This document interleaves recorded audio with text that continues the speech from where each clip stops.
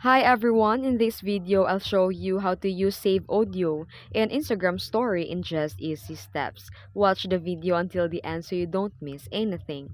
First, open the Instagram app on your phone and go to Reel section. Play a reel that has audio you want. Tap on the audio name at the bottom of the screen, then press the Save button to keep the audio for later. Return the Instagram home screen.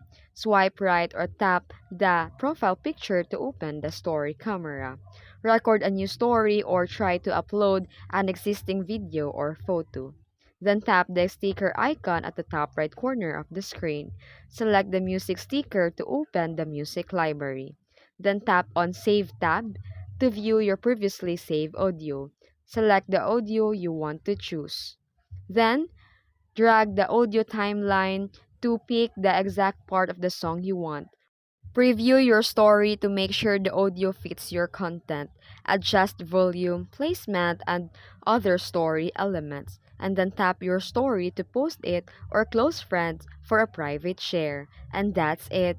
If this video helped, please like and subscribe for more Instagram tips. Thanks for watching!